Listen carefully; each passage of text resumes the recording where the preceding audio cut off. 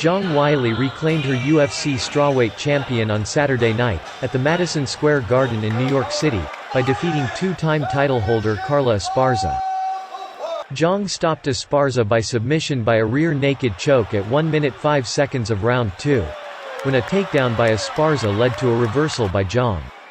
She took Esparza's back and sunk in the fight-ending submission.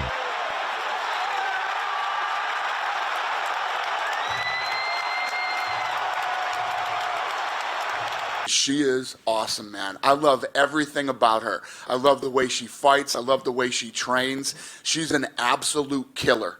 Absolute killer. And I love the fact that she loves to win so much. She wants to be a world champion. She loves being a world champion. She loves the, I mean, I can't say enough good things about her. And yes, she is helping to blow this thing up in China.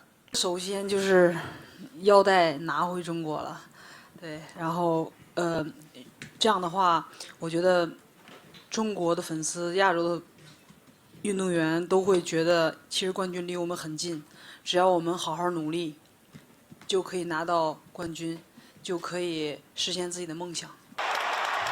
Zhang became the first Asian to win the UFC title in 2019.